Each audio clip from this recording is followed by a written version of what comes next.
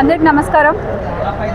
రాజానగరం నియోజకవర్గ మాజీ శాసనసభ్యులు అలాగే వైఎస్ఆర్ కాంగ్రెస్ పార్టీ సమన్వయకర్త జక్కంపూడి రాజా గారి ఆహ్వానం మేరకు ఇవాళ ఇంత గొప్ప జాతర 12 ఏళ్ళకి ఒక్కసారి జరిగేటువంటి అంకాలమ్మ జాతరలో పాల్గొనేటువంటి సువర్ణ అవకాశం నాకు లభించింది. అన్న థ్యాంక్ యూ నన్ను ఆహ్వానించినందుకు. నిజంగా అంటే ఇక్కడికి వచ్చే ముందే గత ప్రభుత్వంలో ఇక్కడ ప్రజలు ఎంత సంతోషంగా ఉన్నారు, ఈ ప్రభుత్వంలో ఎలాంటి ఇబ్బందులు ఎదుర్కొంటున్నారు అవన్నీ కూడా తెలుసుకోవడం జరిగింది.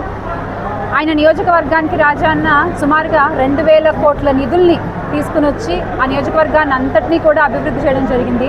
అందులో భాగంగా తుర్రేడు నుంచి సీతానగరం వరకు వచ్చేటువంటి ఆ రోడ్ ఏదైతే ఉందో అది ఎలా ఉండేదో మనందరికీ తెలుసు. అంతకుముందు ఎంతమంది ప్రాణాలు కోల్పోయారో, ఎంతమంది గాయాలు పాలయ్యారో ఆ రోడ్లు. ఇంకా వర్షాకాలం వస్తే ఆ రోడ్డు గురించి అసలు మనం ప్రత్యేకంగా చెప్పుకోకర్లా, ఎందుకంటే మాది పక్కనే ఉన్న కాకినాడే.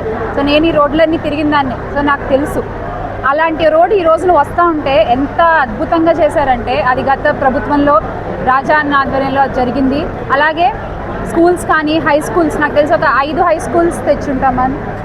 హై స్కూల్స్ అలాగే హాస్పిటల్స్, ఎక్కడ ఎవరికి ఏ కష్టం వచ్చిందన్నా కూడా దగ్గరుండి చూసుకునేటువంటి వ్యక్తి.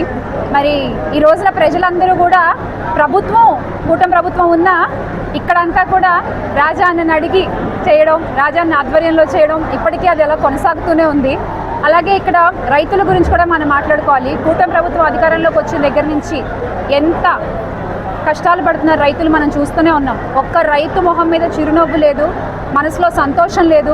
కాయ కష్టం చేసుకుని అప్పు చేసి పంట పండించి పంట కోతకొచ్చి ఆ పంట అమ్ముడుపోయినా కూడా సరైన గిట్టుబాటు ధర లేదు. అదే గత ప్రభుత్వంలో అయితే కనుక సుమారుగా 3000 కోట్ల రూపాయలు రైతుల సహాయం కోసం స్థిర నిధి ఏర్పాటు చేయడం జరిగింది వైఎస్ఆర్ కాంగ్రెస్ పార్టీ ప్రభుత్వంలో.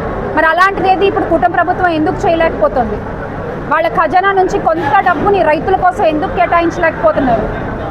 ఇది మేము ప్రశ్నిస్తూ ఉన్నాం ఇక్కడ నుంచి. అలాగే పొగాకు రైతుల గురించి కూడా అదనంగా ఒక 100 కోట్లు అప్పట్లో వైఎస్ఆర్ కాంగ్రెస్ పార్టీ అదనంగా ఖర్చు చేయడం జరిగింది.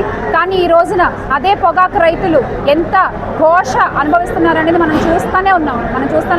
ఎంత ఇబ్బంది పడ్డారో మనం చూస్తూనే ఉన్నాం. రేపు 28వ తారీఖున కూడా వైఎస్ఆర్ కాంగ్రెస్ పార్టీ రైతన్న పోరుబాట జగనన్న ఆధ్వర్యంలో వైఎస్ఆర్ కాంగ్రెస్ పార్టీ పట్టబోతుంది. ఈ రైతన్న కోసం జగనన్న ఎప్పుడు నిలబడతారు, వైఎస్ఆర్ కాంగ్రెస్ పార్టీ ఎప్పుడూ ఉంటుంది. ఈ పోరుబాటని విజయవంతం చేయాలని మనస్ఫూర్తిగా కోరుకుంటూ జోహార్ వైఎస్ఆర్, జై జగన్.